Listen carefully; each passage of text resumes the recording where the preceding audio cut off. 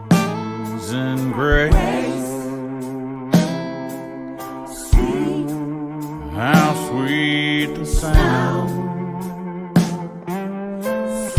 that saved a wretch like me.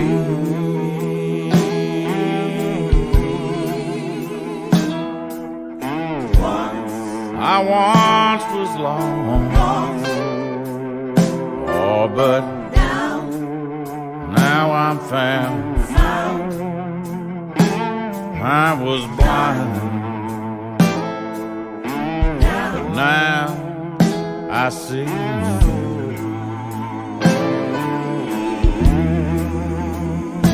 Twas grace that taught my heart to fear, my heart to feel, and grace my fears relieved.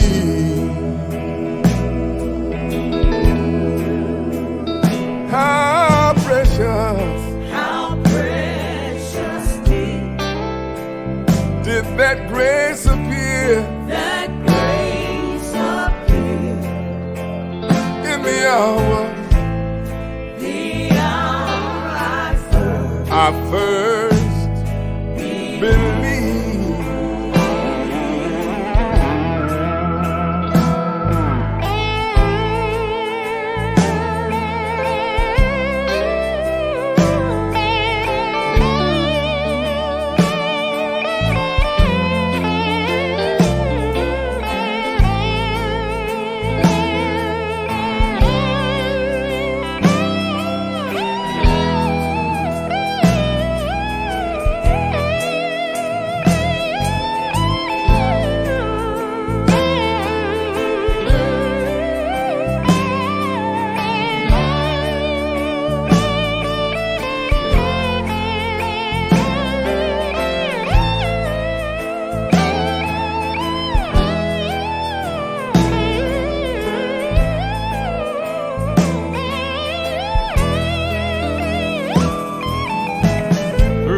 Dangers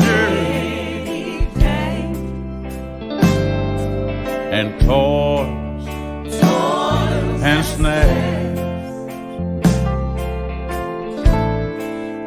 that I have already come.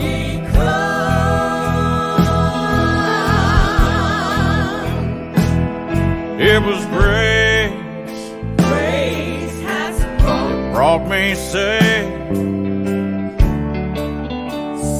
this far, and grace will lead me home. When we have been there, 10,000 years, 10,000 years, bright shining as the sun.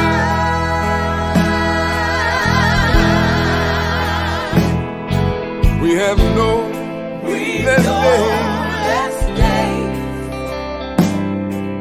to sing God's praise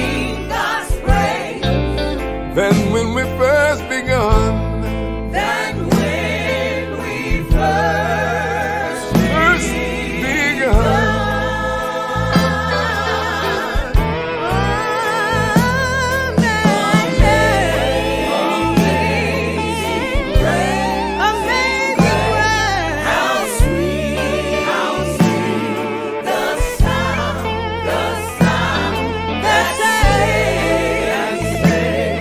Oh,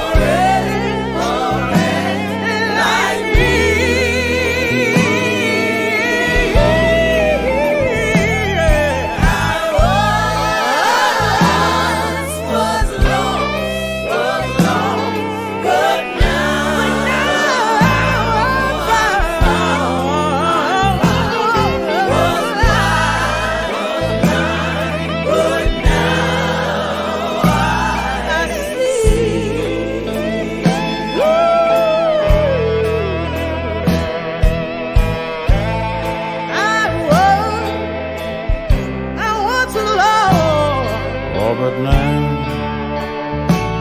I'm fine. I was blind, but now I see.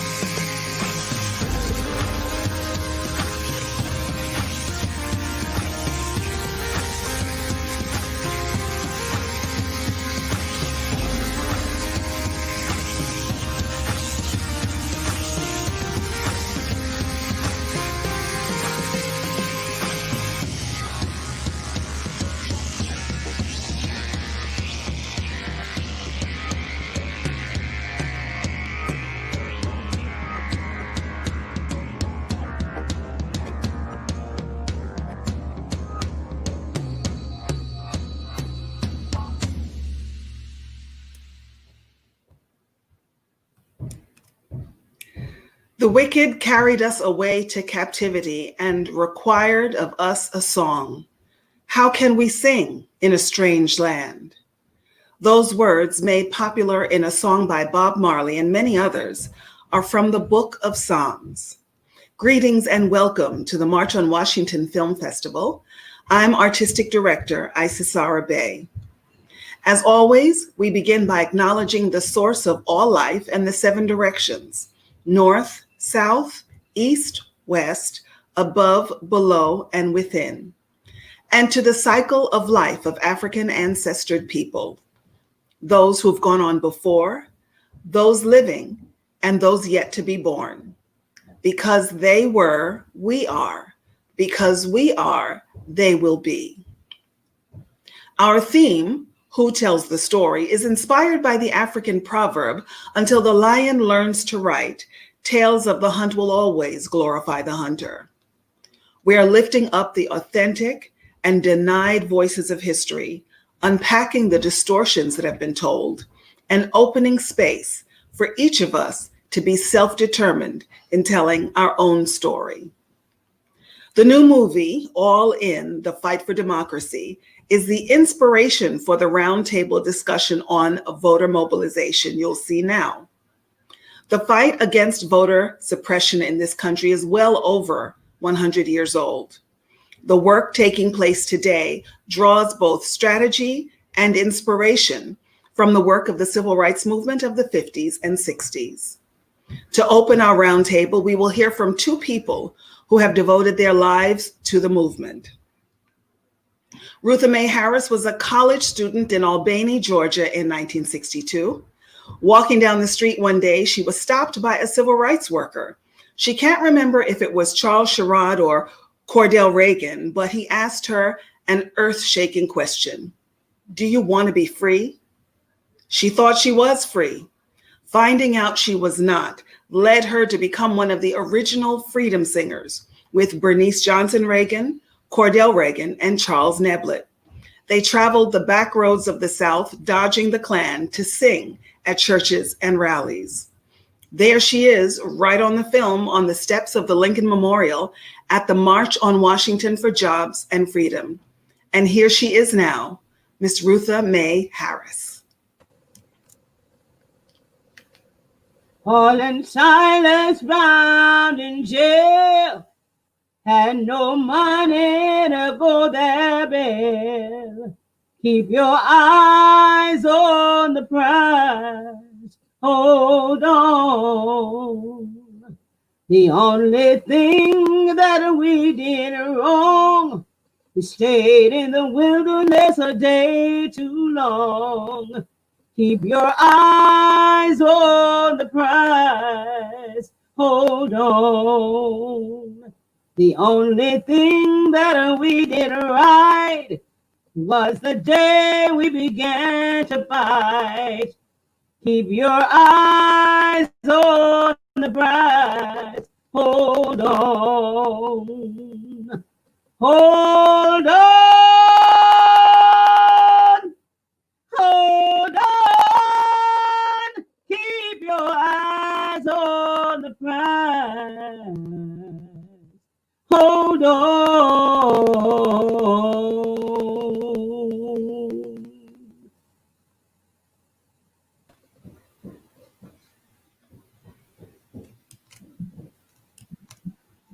Another movement recruit was Bernard Lafayette.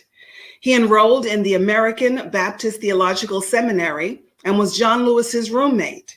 He became a member of the Nashville student movement with Lewis, Diane Nash, and James Bevel, and he assisted in the formation of the Student Nonviolent Coordinating Committee. In 1961, he joined the Congress of Racial Equality's Freedom Ride, picking up from Nashville to New Orleans, and was brutally beaten along the way in Montgomery. In '62, he accepted a position with SNCC to organize in Selma. Dr. Lafayette is considered a major authority on strategies for nonviolent social change. He helped found the Center for Nonviolence and Peace Studies at the University of Rhode Island, just one of the many accomplishments of his lifelong career in the movement. We have asked him to speak a little bit about those early days in the 60s, especially the challenges he faced in registering voters. Dr. Lafayette. Thank you very much. I'm very pleased to be a part of this very important and significant program. I will be very brief in talking about voter registration because I wanted to be relevant to today's issues and problems. Once I finished the Freedom Rides, we decided that we should devote our time to being staff people with the Student Nonviolent Coordinating Committee. Much like in the midst of our college programs, we wanted to have the experience like the VISTA volunteers and the Peace Corps and that kind of thing. And then we could return and finish our education and our degrees. So this was an opportunity to be a staff person with the Student Nonviolent Coordinating Committee and get this practical experience. Although I've been involved in direct action campaigns like the sit-ins in Nashville and Freedom Rides. And we also, by the way, desegregated the lunch counters in Nashville at the Greyhound bus station in 1960. We desegregated the entire bus station itself because you can't just have a integrated lunch counter and segregated waiting room and all that. So the entire bus station was desegregated in 1960. That was a thing that motivated the Nashville group to continue the Freedom Rides when they were stopped by violence in Birmingham and Anniston, Alabama. John Lewis and I decided that we were going to go on a Freedom Ride in 1960 from Nashville to our homes for the Christmas holidays. So we desegregated the Greyhound bus against the driver's will. The driver tried to put us off and tried to, force us to go to the back of the bus. We sat on our front seats out of Nashville in 1960, Christmas holidays. and we rode all the way down through Troy, Alabama, and also down to Florida, where I'm from. So going to do voter registration was very important. So I went to Atlanta to get my assignment, and James Foreman told me, after we had tried to raise money to get Dion Diamond out of jail in Louisiana, I went to Detroit and we raised the money to do that. Diane Nash was a speaker. And then we had Chuck McDew, who was the chairman of SNCC then.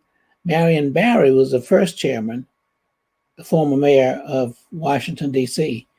He was a student at Fisk University in Nashville, and he was part of the founding of SNCC, and he became the first chairman, Chuck McDew the second chairman. Well, Chuck McDew and Bob Zellner went to visit Dion Diamond down in Louisiana, and they got arrested after their visit. And all three of them were charged with conspiracy to overthrow the state of Louisiana because they were trying to get black folks registered to vote. Conspiracy to overthrow the state because they were trying to get black folks registered to vote. This is 2020. Okay. Now we're in 2020. Sounds familiar. Okay. So voter registration is very important. So I finally got to get an assignment to Selma because nobody else wanted to go. 2 teams of SNCC workers went down to Selma independently and came back with the same report to Atlanta, our headquarters for SNCC. They said, you can't accomplish anything in Selma. And they said the same thing independently because the white folks were too mean and the black folks were too scared. So you can't accomplish anything with scared black folks and mean white folks. So James Foreman, who was our executive secretary, asked me, well, do I want to go take a look at it? Because I wanted to be director of a project. I was 22 years old. And they wanted me to be assistant to Charles Sherrod, and they wanted me to be assistant to Bob Moses in Mississippi. And I said, I don't want to be assistant director. I want to be a director. And I wanted to be a director because I wanted to experiment with a lot of the research that I've been doing. So James Foreman said, okay, you can go take a look at it. I said, I know, I'll take it. So the first thing I did was research. And that's the thing I want to emphasize. You've got to understand why certain things exist. More importantly, you've got to understand why they continue to exist. That's what you call contingencies of reinforcement. What are those things that support this kind of behavior and the attitude that people have? Unless you get to the bottom of it, you never will understand the top. Because there's a bottom that supports the top. Understand, standing under. What is it that stands under these conditions that we face? That's very important. So I did the research. And the first research I did was where I was going to do the research. So I decided that I would come to Tuskegee Institute, okay, Alabama, the university. And that's where they had a monthly publication of the White Citizens Council. A monthly publication. That's the only library I could go to in those days where I could get that kind of information. And Ralph Ginsburg, okay, was in the library with me, same stacks, because he later got his research and went back to New York and published a book, 100 Years of Lynching. Now, I continued to go and do my research, and I found out a lot about Dallas County. Montgomery was not the first capital of Alabama. No, it was Cahaba, right there in Dallas County. And guess what? A lot of the white folks were angry with the other white folks in Alabama for moving the capital out of their county. But, there was a flood and they, moved it to Montgomery. But they were angry with the other white folks in Alabama. So I would listen to other white folk. And that's important. You must always listen to those people who are different from you, because that's how you find out what they're thinking and why they have certain attitudes towards you. You must listen to what they're saying. So I listen and I read a lot of the publications that the racist folk read, so that I would be able to understand what read do they have on me. So when we went to Selma, what I did was, rather than simply, and I'm gonna wind up now, so instead of simply telling people to go register to vote, what I did was find out why they didn't vote. And they were not so much afraid of white folks. They decided that they didn't want to be involved with dirty politics. Huh. That's what they told me. The black folks said, well, we don't want to be involved with no dirty politics. So I had to go and I started asking them, what are the most important problem that you find for yourself in Selma? So I'm concluding now. Mm-hmm. And they told me different things. Some people say, well, it's the segregated schools. They said it was no lights, the electricity, stopped at the black neighborhood. Paved roads stopped at the black neighborhood. You can tell where the black neighborhood was because there were no paved roads. Mm-hmm. So I had to get something that they were interested in, they were concerned about. And I said, who decides to pave the roads? Those folks downtown. What people? Are those, elected officials? Those people. That's right. So if they're the ones who can decide about your roads, then you need to decide whether they should be representing you. So you found the thing that was important to them, something that was important to them. Tell me that phrase one more time. The contingencies of reinforcement. Reinforcement. Yes. So this is, yeah. Go ahead. I want to define it. And see, what happened is, what is it that caused people to act the way they do? Now I'm going to tell you something else, which is a deep, dark secret. Okay. Most of the white folks act the way they do, and they're silent because they're afraid of white folk, not black folks. What does that mean? That means they're afraid that they will be punished. Guess what? More white folks were killed in the Selma movement than black folks. Okay, nobody. I don't know who knows that. That is not something that we talk about or hear. That's a powerful piece of information. No black folks' house was bombed in Selma. No black church was bombed in Selma. And we're talking about Alabama now. They bombed them in Montgomery. They bombed them in Birmingham. Yes.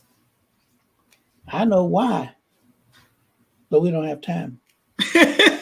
We don't, but we have to get the full lecture from you, Dr. Lafayette. Thank you.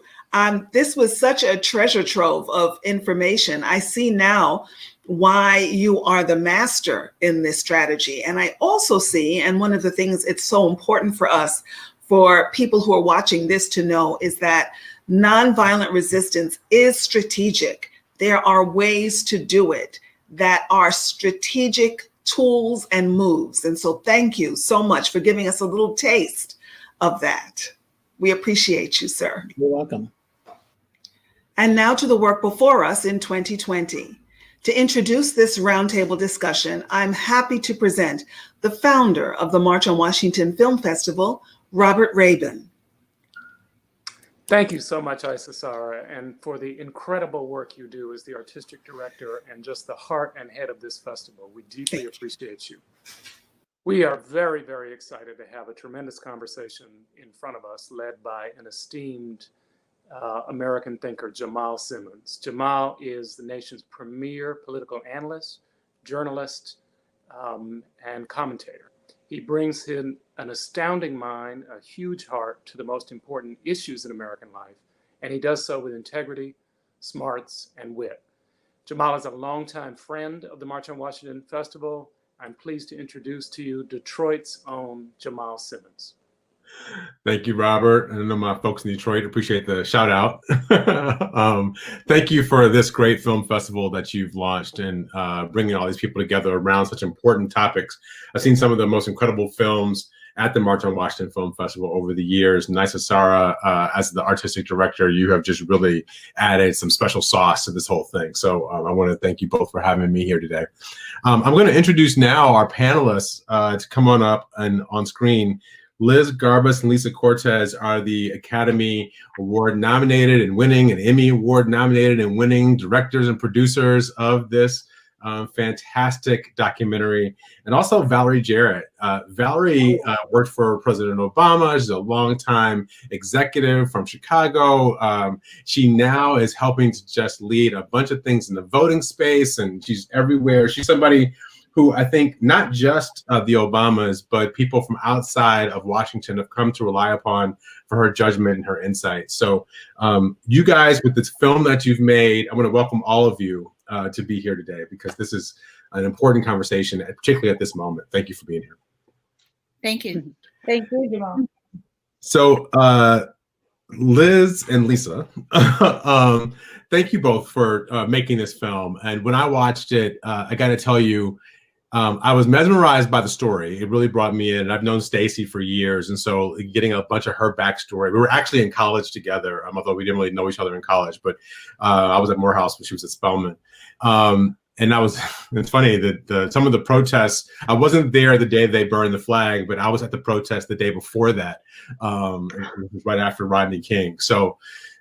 Seeing the trajectory of her life has been incredible, but I want you guys to tell us a little bit, you two to tell us a little bit about the film and how you decided to do it and to tell this story about the voter intimidation and suppression tactics that have taken place over the last few years through the lens of Stacey's race in her life. Let's start with you, Lisa. So Jamal, the origin story of All In, the Fight for Democracy begins with Stacey Abrams. After the 2018 race, she was looking for a broader platform to continue to highlight this history and also the contemporary stories of voter suppression. And in her journey, she met with Liz, who I had come to know through working on the Apollo Theater documentary with her producing partner, Dan Kogan. And Liz invited me to join her on telling this story with Stacey. And what's interesting is, Stacey was very clear that this was not about Georgia 2018 and what happened there. But as filmmakers, we saw that her story as a part of our spine was important for us to then kind of hoover up and look at the broader timeline because of the unfortunate intersection of the history. Liz, talk a little bit about how you saw it and what this experience was like. Particularly, you guys finished this while we were in the middle of a pandemic, right? Yeah, that was for sure. Well, that was a twist that we didn't expect. 2020 has been full of them, hasn't it? Yeah, this film, I mean, just building off of what Lisa was saying, we kind of looked at it when we were shaping it and seeing it in the edit room after immersing ourselves in the history and listening to stories, not just from Stacey, but from Carol Anderson, professor at Emory in Atlanta, who wrote One Person, No Vote, and Ari Berman and Michael Waldman. It was really a monster movie, right? It's like every time that progress has been made, for instance, you look at the 15th Amendment or the Reconstruction Amendments after the slaves are freed, and the Black folks are getting elected to positions in Senate and Congress and governors, and then this kind of hope and potential is like if the smell is in the air, and then retrenchment, power clinging on to itself, holding on to itself with all its might, and you get for instance the Mississippi Plan of 1890, where all kinds of a rash of new laws are created to criminalize behavior that was, that a lot of which had been created by poverty, like loitering, being a crime. So we see the beginning of the kind of, the slavery prison pipeline, which also relates to disenfranchisement, of course, and we see that in our modern story of Florida today in that battle. But and then the VRA comes, right? It's another moment of hope and expansion and promise, and then we get towards the election of Obama in the 2000s and the Shelby County decision. So it's the same monster, just sometimes it has a billy club in its hand, and sometimes it has a very narrow set of ID laws, like Texas, where you can vote with your gun license, but not with your public housing ID. So we saw these themes in history, and we really thought of it like, yeah, this is one story, this is one monster. It's just adapting for the new age. Was there anything that jumped out as you guys were doing the research for this and having these conversations that jumped out at you two about what people are worried about today? There's something, the 2 or 3 things that maybe in this context since 2013 that people seem to be especially concerned are going to have a major impact on voting? It's the changing demographics of our country. The Black, Brown, Indigenous communities, AAPI, the young, and the power that this spectrum of folks represents. In the beginning of our country, we're looking at 6% of our eligible Americans, white property owners, can vote. And so the progress to this moment certainly is one that from the inception never envisioned such a broad spectrum of voices and communities to have true representation. But yeah, I mean, are you asking about what are the tactics that we're most concerned about, or that we hear Stacey talking about today, affecting today's election? Mm-hmm. Well, I mean, I think there's this whole legitimacy thing that seems to be part of the strategy of the president and some of his right-hand men to cast doubt on the election should he not win. But I think, some of the things that we see, or that we saw in 2018 in Georgia, for instance, and all over, even in the primaries this spring, are, ballots.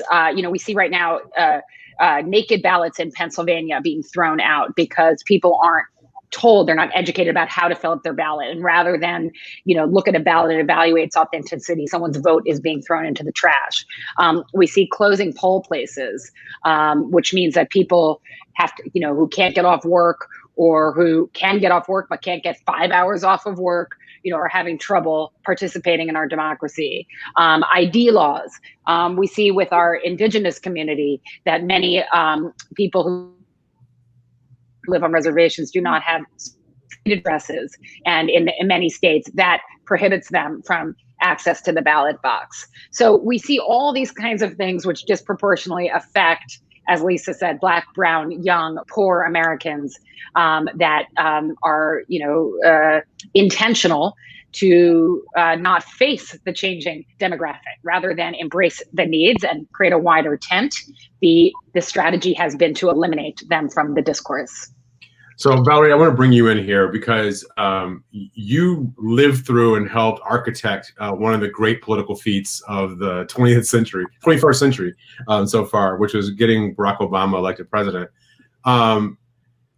they talk in the film about it, about 15 million new voters. I know the campaign was focused on this, but there may have been kind of a snapback, right, that occurred after that, where people who have a different perspective about how America ought to work got organized and sort of came back into the system. Can you talk a little bit about that moment from 2008, 2009, and the excitement around that leading up to maybe that 2010 election that really brought some of these forces back into power that were against President Obama?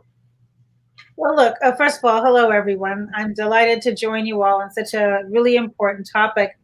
I think Liz had this right. I think over the course of our history, we've seen these huge surges of progress followed swiftly and decisively by a reaction to try to take power away. And this is all about power. And our voice is our power. And there are forces out there that are deliberately trying to stifle and suppress and repress those voices, recognizing that the numbers don't work their way. Our country is getting more and more Black and brown. Women are now half of our population. And you can just imagine what goes on in those still smoke-filled rooms where people are sitting there trying to figure out, what do we do to stop that progress? But a few things happened, I think, in 2010. Number one, the Affordable Care Act was caricatured in a very negative way. And a lot of the Democrats that lost as a result of having voted for it, something that now is overwhelmingly popular in America. So that was one factor.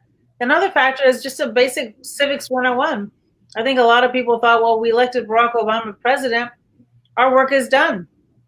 Not recognizing how important it was for him to have a Congress with whom he could work. And so losing the House in 2010 and then losing the Senate in 2014 is really what led to what I consider a constitutional crisis, when Mitch McConnell decided not to move forward nearly a year before the next president is sworn in with President Obama's nominee to the Supreme Court. And now we see what's going on today.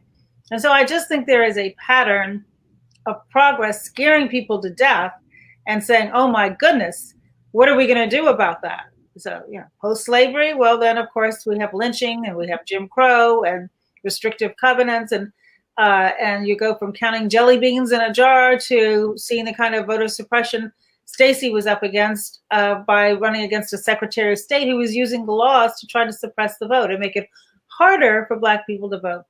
And so I think the wake-up call for all of us should be is that we do not get to rest, ever.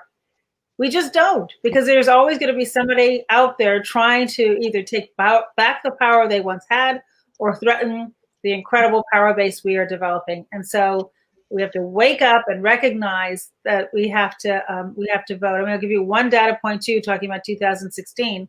I was just looking at the number of Black people who did not vote in Milwaukee was a larger number than the number of people President Trump won Wisconsin by.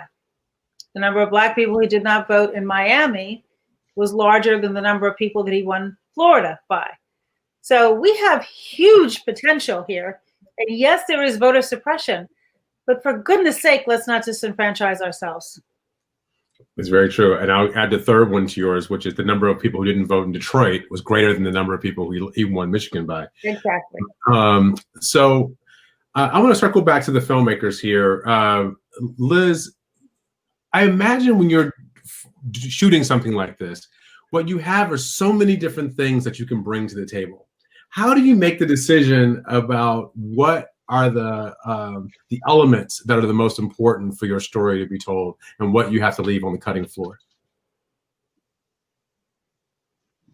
Ooh. Well, how long do we want to talk about that? Lisa, I mean, we sat down in the beginning of this process. Look, we were talking about our mantra was, past is prologue, right? Like, let's not look at what happened in Georgia of 2018 as like, oh, that's that Brian Kemp guy, or, oh, that's the South. Like, let's understand this larger context, because if we make it about one candidate or one state or one region, we are missing the picture, right? The big picture here, which is exactly what Valerie has been talking about. So, for us, it was like, how do we weave those historical moments and stories, which are these kind of tentpole moments, to understand the access to the ballot box in this country with contemporary stories. So we're constantly toggling back and forth. So of course that necessitates many things being left on the floor. There were heroes whose stories, like, we really wanted to have at least 10 minutes of Amelia Boynton in this film. We've only got 15 seconds. That was one that was hard to lose. But we were also committed to making a film that 15-year-olds could watch and engage in and get fired up, as well as our grandparents. So we really wanted it to be fast moving, entertaining, and informative at the same time. So it was that toggle, let's look at the Black codes and then, in Mississippi, and then relate that to Desmond Meade in Florida today, fighting for the rights for returning citizens to have access to the ballot box. So it was those, how do we create those moments where the real full picture becomes clear? So Lisa, when did you all start actually shooting, and how much of that, how much were we looking at archival footage from kind of that campaign period, or were you already thinking about this during that period? We started shooting last fall, and luckily we're able to make it under the wire this spring. Archival research was concurrent with creating the story. And because what was important for Liz and I is, particularly for a lot of these iconic moments in our history, was to find new footage that had not been seen before. Because I think sometimes there's a numbing effect when you see a recreation and it's been referenced in other docs. So archival, and then also the role of animation were elements that we put a lot of time and thought into as we were building out the architecture of the story. One of the most amazing moments of this is when Stacy goes to vote herself and is having trouble, and they tell her that she can't vote. It just feels like it just made it made the argument in such a compelling way. When you all heard that story, did you just know, Liz, at that moment that this had to be in this film? It was jaw-dropping, and I think it was one of the first times I saw Stacy speak. Before I was working with her, I had the opportunity to listen to her speak one evening, and she told that story, and I was like, man. And I think that for so many white folks, that story is an eye-opener, because there is this kind of like, there is this kind of way in which you think about voter suppression, that somehow somebody messed up something bureaucratically. Oh, you didn't fill in some form, or when you move, but to just see, like, this is a woman who's made voting rights her life's work, and she's running for governor. She's famous, and this happens, right? She's got CNN behind her, and they're telling her she's not on the rolls. And how many other people showed up that day and weren't Stacey Abrams and went home, not casting their vote, and even thinking maybe that it was their fault, that they had done something wrong. So this film is really the answer to that, to show you that, it's not on you. And, it's on you to show up, but it's not on you, that your voice must be counted. Valerie, they do hit a moment in the film also where they talk to Eric Holder, who was the Attorney General for President Obama. And when we talk about the Shelby County versus Holder, he's Holder, right? So everybody's clear what the suit was about. And the former Attorney General begins to talk about what it was like when that case came down. You were in the White House when that happened. What was it like around there when this really landmark blow against civil rights occurred while you all were sitting in the most powerful seat in the country? So it's devastating. And look, I think obviously Eric and the Justice Department did a tremendous job of trying to defend the Voting Rights Act. And it's kind of poignant to think that in Justice Ginsburg's dissent, she said, look, just because it's not raining doesn't mean you don't need an umbrella. And she's right. And the fact of the matter is, though, we knew right when the case was being decided that there were concrete examples of efforts in those states covered by it that people were trying to suppress the vote. So it was a very real problem. And for the Supreme Court to ignore what was going on before their very eyes was reprehensible. And then to kick it back to Congress and have Congress just sit on it. and sit on it as they continue to do to this day is truly reprehensible. And so when you all were watching 2016 play out, as well as, Stacey's election was obviously 2018, but they show very compellingly in the film all the states that begin to populate with these voter suppression laws as they pop up around the country. And so here we are coming up on an election that we know is going to be close, because most presidential elections are close. And you see the closeness of what happens with Hillary Clinton versus Donald Trump in some of these states. I got to imagine there was some kind of just gut churning thing that was happening inside that building at the same time. Well, absolutely. And you're right. We saw what happened in 2016. We saw what happened in 2018. And we can only imagine what's going to happen this year. I mean, the intelligence community is telling us, number one, that they know that there are efforts by foreign countries to meddle in our election. We know that. We know that the platforms for social media that are weaponized as instruments to try to suppress the vote and stir up anger and polarization, that there aren't any checks and balances to keep them acting responsibly. And so they're running amok. We know that.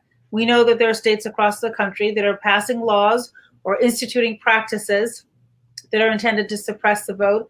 And we've even heard the president say, well, maybe we should have the military go out there and try to poll the elections or patrol the elections. And then as recently as yesterday, I don't know what exactly he was saying, but he didn't want the ballots to count. I assume he meant the absentee ballots, not all of the ballots, but hey, who knows, right? And the thought that for the first time, well, really the second time, because the president did do this when he thought he was going to lose to Hillary Clinton. He started laying the seeds of what he called back then a rigged election. And now he's saying absentee ballots, which have been in place since the Civil War, where our military filled out absentee ballots, and there's states all across the country that use them as a matter of practice. The president uses it as a matter of practice to try to start delegitimizing their use in the midst of a global pandemic, when, let's face it, there are people who will literally putting their lives on the line to go and vote in person. Why aren't we bending over backwards to make it as easy as possible for them to vote by mail? And so all of this is intended to delegitimize the foundation of our democracy, voting. We just can't let it happen, which is part of why I argue that we need a landslide victory, because we need to make it so clear that he lost. And even then, I think you're going to feel this overlay of questions of legitimacy. And so you've got the forces suppressing through laws and through practices. You have the forces trying to delegitimize. And the people who lose are the American people, whose will and whose desire could potentially be ignored once again, because of these nefarious practices.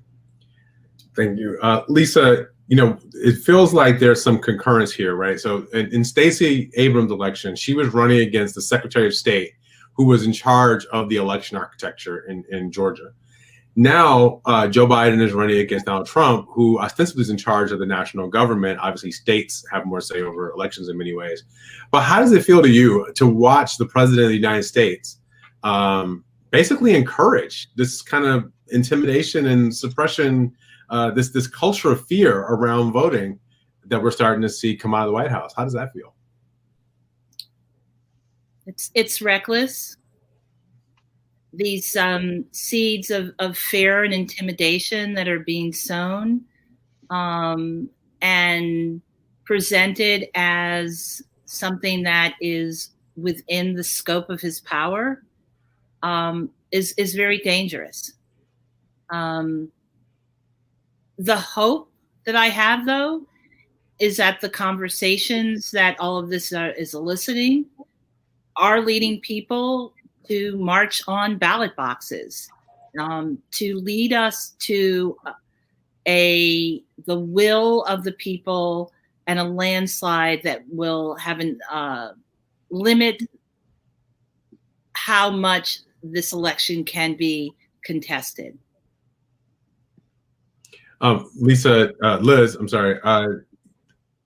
Valerie Jarrett a minute ago mentioned the Supreme Court. And so, we have recently seen Supreme Court Justice Ginsburg, Ruth Bader Ginsburg, passed away, and there's a lot of wrestling right now about what will happen with her seat. When you think about a Supreme Court where perhaps the President of the United States can appoint another justice who he's saying out loud he wants to appoint somebody, so in case the case makes it to the election makes it to the Supreme Court, they can rule in his favor. Does that ring a bell to you? It's just more. Is that more of an example of what we're up against? Like the Florida bell, the Florida 2000 bell on steroids times 50. Yeah, it does. And building off of what Valerie was just talking about the fear about mail-in voting, except I think like an hour ago or 2 hours ago, the president tweeted that except in Florida, everybody in Florida should really mail in their ballots, where, he thinks absentee balloting is absolutely terrific. Except, in other states where of course he thinks it's rife with fraud. No, the Supreme Court is, look, it's a tragedy. It is a tragedy. He won the election. He seemed to have two picks in his term that are rightfully his own.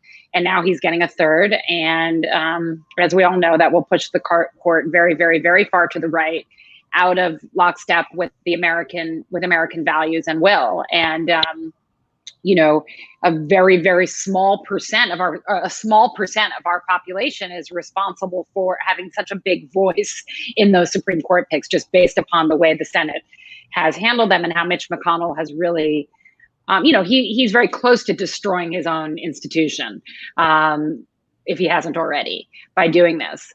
Of course, now there are conversations about court packing and about radical change that, may need to happen. And I think one of the things for Democrats is to really consider, how much worse will it be than a 6-3 court? How much worse will it be for your health care? Than packing the court. I know the right is threatening to pack it on their side then too.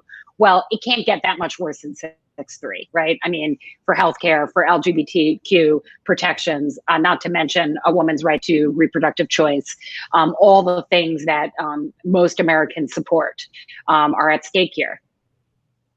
So, Valerie, what do you think? What should, if the president appoints a conservative justice and violates Mitch McConnell's own rule, what should the Democrats do about it? Well, first of all, I think we shouldn't get out ahead of ourselves. I think we need to check those vulnerable senators who are in states in tight races, and we need to put a lot of pressure on them to do the right thing. I mean, it looks like right now that they are signaling that they have the votes, which is a pretty extraordinary when you don't even have a nominee. They're just prepared to blindly vote for whoever the president puts up. I can assure you that there's some pretty serious betting going on now among the Democratic senators about the likely choices. And whoever it is, unless they abandon that rule as well, will have to go through a hearing and have to go through some fair amount of questioning. And so I think right now, I think we ought to be putting all of our pressure on Mitch McConnell, who also is up for re-election, for his hypocrisy. Lindsey Graham, who's in a very tight race right now, tighter race than he's ever been in his career, who's on record, on video, saying, please show this again if I change my mind, but saying quite clearly that if a vacancy occurred in an election year, that we should wait and let the next administration, or the same one, but in the following year, confirm it. And the question we should be saying to them is, does your word mean anything? What principles are you standing on? If it was okay to block President Obama from even having a hearing for Merrick Garland, chief judge of the second highest court in the land, confirmed overwhelmingly when he was up for his nomination, well respected by everyone. And if he wasn't even entitled to a hearing when he was nominated in March of 2016, how on earth are we going to let them railroad through an appointee 40 days, it is now, 40, so it'll be fewer than 40 days before the election. So before we start getting out ahead of ourselves for what might or might not happen in 2021, I don't want to let Trump off the hook for what he and his colleagues in the Senate are doing right this minute. You know, you said something earlier, Valerie, about this being about power. And it occurs to me when so many people are willing to walk back on the statements they made just a few years ago about not voting for somebody in the last year. that this is naked power. And should the Democrats, in general, do you think that the Democrats and progressives, let's broaden it, are exacting a price from Republicans for the kind of behavior they're going after? Or what do we do? Let's say Democrats win power next year. Is it their job to try to reestablish order or to punish the other side? Well, look, first of all, let's go back a little bit, Jamal, to 2018. The reason why the Democrats did so well in 2018 and elected more women, for example, to the House than ever before in our history is because people got organized, first got angry, then got organized, and then turned out to vote. So we have a recent example of what happens when people decide they're not going to take it. And it's only become more egregious since 2018. This past horrendous year with the complete debacle over the management of the COVID-19, where tens of millions of lives, and this isn't my quote, this is a quote from the scientific experts, of people have died in our country. Compared to other countries, we have like 4% of the world's population, 22% of the deaths. And the disparities that have existed for the outcomes for people of color, it's a real wake-up call. The reaction we've seen to the White House, to the civil unrest, mostly peaceful, responding to what we know is systemic racism in our country, not limited to the police departments, but permeating our society. And we can't even get the president to acknowledge that there is a problem when the vast majority of American people acknowledge, not only do they acknowledge that there is, but they support Black Lives Matter. So I think what we're seeing is a shrinking base that's very intense and excited.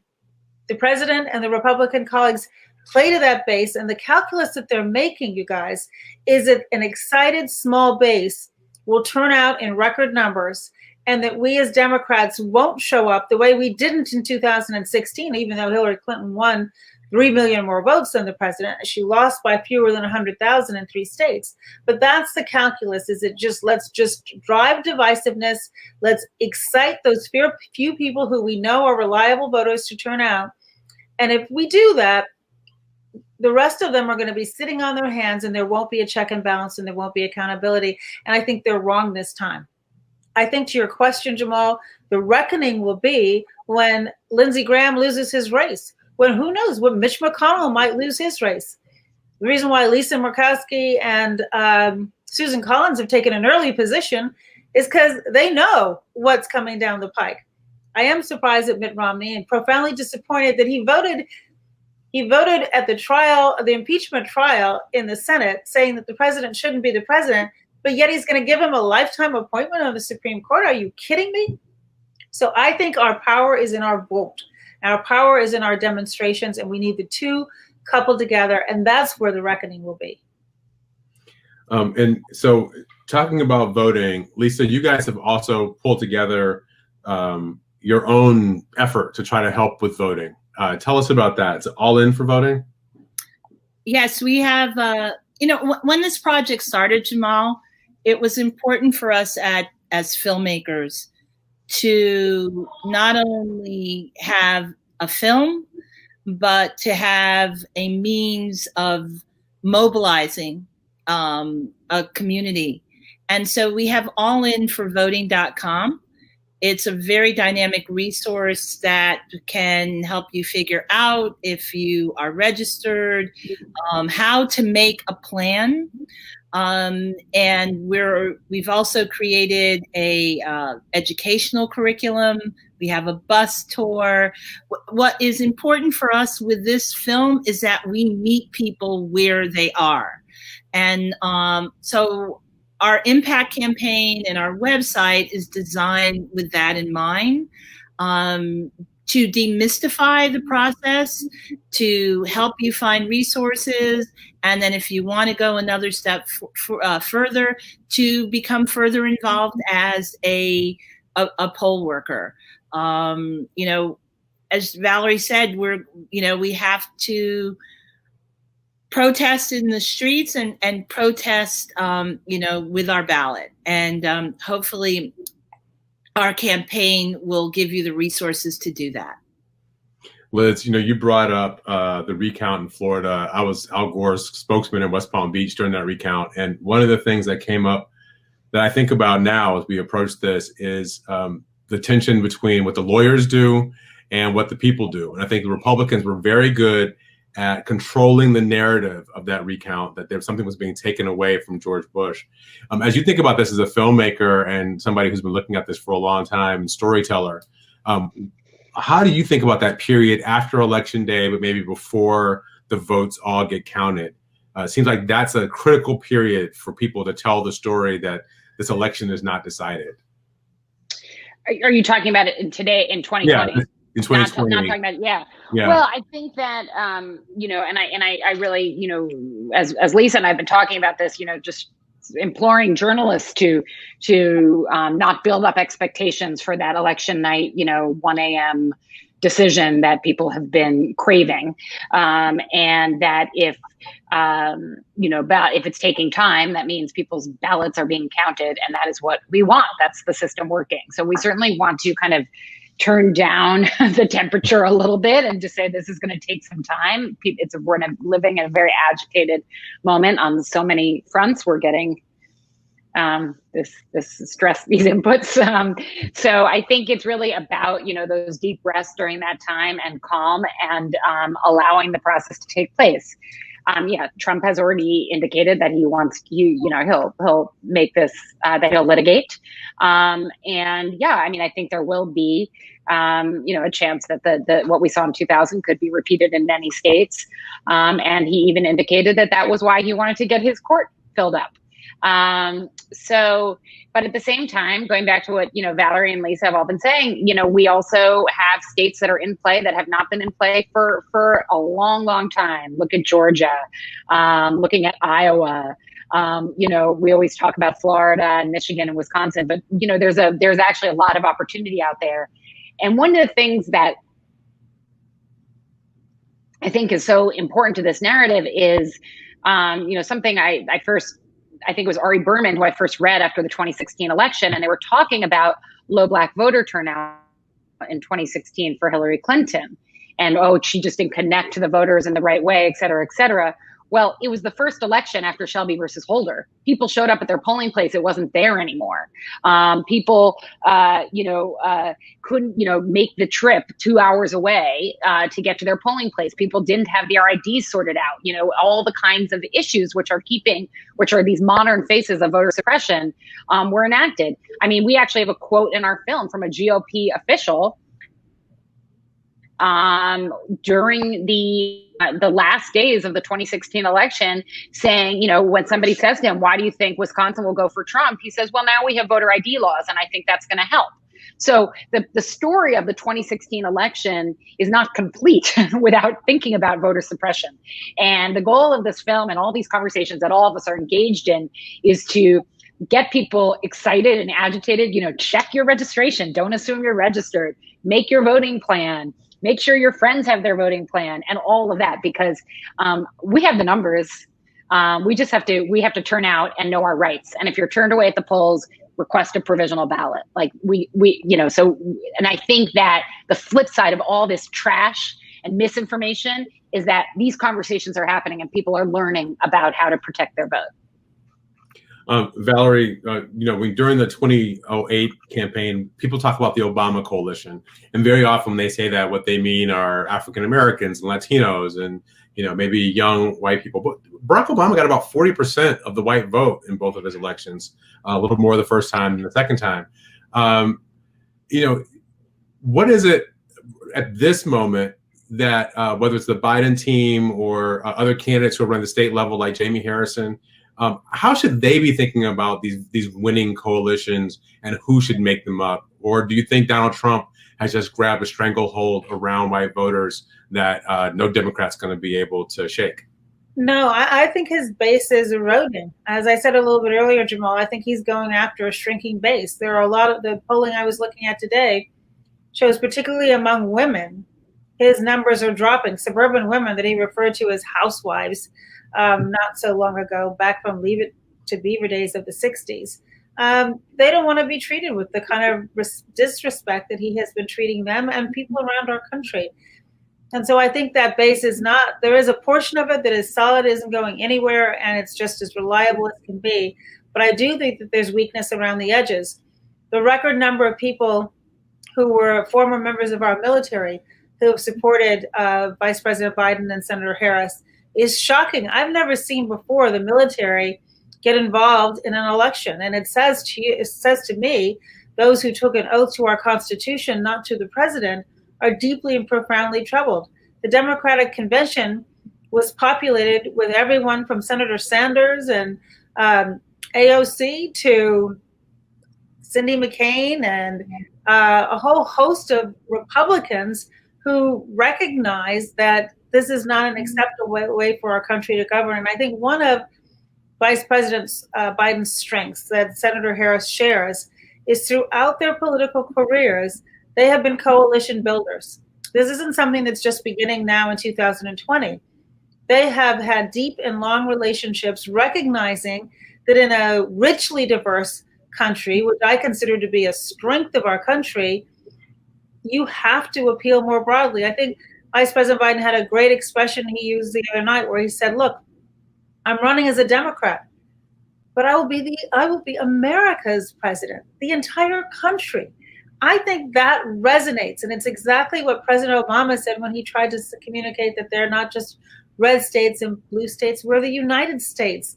And I think America is still good.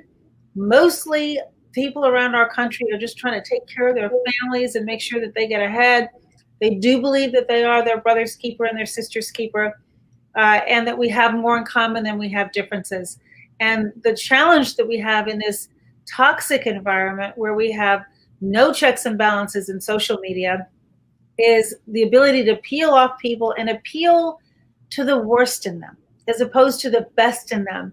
And I am still optimistic, and I don't think optimism stems from Pollyanna. It's hard to be optimistic. It's hard to have hope in the midst of such chaos. But I do believe that if the election is fair, and we're going to work as hard as we can to make sure that it's fair, I think that if it's fair and it's honest and every ballot is counted, that Joe Biden and Senator Harris win handsomely. I want to give you a chance before we go to talk about another effort I think you're involved with, Michelle Obama's When We All Vote campaign. Can you tell us what that is as people are thinking about how they can engage in this election? Sure. Now I'm taking off my partisan hat completely. I'm now speaking to you not in my individual capacity, but as chairman of the board of When We All Vote. And it's important because it is a very different, it's the same concept of trying to get people to turn out to vote, but it is by design nonpartisan.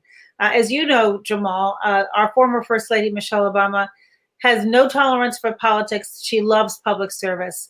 And after the last election, when we were looking at all of the data, some of which we talked about earlier in this conversation, the number that jumped out at us was that nearly 100 million Americans who were eligible to vote opted out of voting in the election. And so the question is, why is that? And so what we decided was to create a 501c3 nonpartisan effort that is not about one election or one candidate, but to really try to educate the American people about the importance of voting for all offices. And in a sense, this year of this global pandemic has been an excruciatingly painful civics lesson about why those offices are important. I mean, if you look at, you care about who your mayor is. Well, why? Not only do they pick up the garbage and resurface your streets, but they select the police superintendent.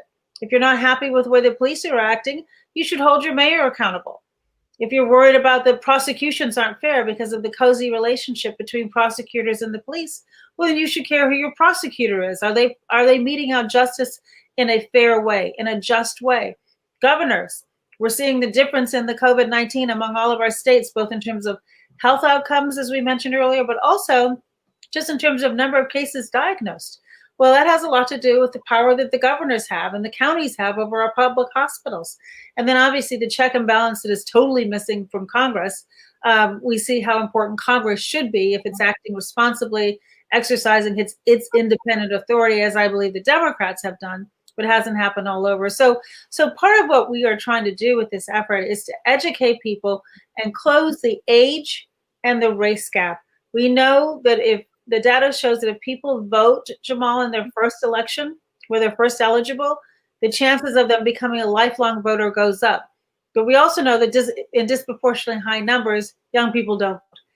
going after young people with as many influencers and as much coolness as we can to make it fun, telling them to vote, create voting squads and talk to their friends and peers. We're working with high schools and colleges and universities and mayors and the business community. Every business out there should be doing whatever possible to let their workers go vote. You shouldn't have to choose between your paycheck and exercising that right to vote. So we're building this broad coalition, speaking of broad coalitions, of folks who will really make an effort to encourage young people to vote. And then also people of color who have, for all the reasons we've been talking about this past hour, been disenfranchised, whose votes have been suppressed and stripped away. We want to make sure, I can't remember if it was Lisa Liz who made the point, like people you show up with, well, first of all, find out if you're registered today.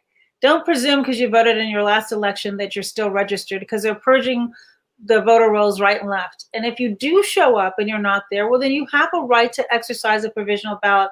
And I can only guess how many people were turned away at the polls over the last several years thinking, oh my gosh, I must have done something wrong, as opposed to they made a mistake. The provisional ballot gives you the power to appeal the decision that's made on the ground later. So we want people to know their rights.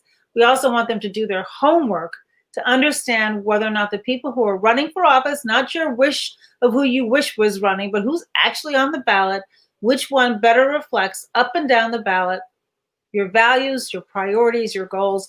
And we're engaging people around issues and saying, tell us what you care about. Do you care about police brutality? Do you care about climate change? Do you care about a woman's right to choose? What are the issues that are important to you? And then who are the candidates that reflect those priorities? And so this is a long-term project of our former First Lady. I'll be with her for as long as she sticks with it. And what we want to do is truly move the needle and get people to appreciate that civic duty. People died in order for us to be able to exercise this right. They sacrificed mightily. We stand on the shoulders of people like John Lewis, Justice Ginsburg. What better way to honor them than to get out there and exercise that right? And I don't care if you have to wait in line for 10 hours. Bring a folding chair, bring a basket full of food. Back in 2012, we had Stevie Wonder showing up unexpectedly at places, throwing concerts, but don't let anybody take that right away from you. All right, there you go. Lisa, can you tell us, before we go, where can people watch All In? Where else are they going to be able to see it? All In is available on Amazon Prime. And I just want to share that with our social impact campaign. One of our anchor partners is When We All Vote. All right, very good. Liz, you want to close us out? Anything you want people to remember as they watch the film, maybe for the second time? I feel like I have to see it again because there was so much in it. It's like I want to just sit and take notes the next time and just copy it all down. What else should we be thinking about? Oh, good. Oh, just check your voter registration. Make a plan. That's it. Then let's talk after that. We'll see everyone on November 3rd. Thank you all for a wonderful movie. What a gift. Absolutely. Thank you. Thank you for all your work. We are going to bring back Robert Rabin, who is the founder of the March on Washington Film Festival, who I think Robert is going to close us out. I want to thank my panelists for joining me on this and everybody for sticking with us through this discussion. I hope you learned something from the film and from our discussion. Thank you so much, Jamal. Doesn't Valerie make you want to just get up and vote right now? Drop everything. Always. Voting squads. Thank you, Jamal, for a terrific conversation. And thank you to Lisa Cortez, Liz Garbus for putting together a fantastic movie, and Valerie Jarrett for all of your leadership and your work and your head and your heart. We are all in, and thank you. The March on Washington Film Festival is online for another 2 weeks. Check out the films, the scholarship, the art, the dance, the original programming. Tell a friend, come online, marchonwashingtonfilmfestival.org. Thank you all so much. Well, somebody's calling my name. Well, Lord, somebody's calling my name. There was a man living in Jacksonville, the perfume air. Heard that his hair from a feather.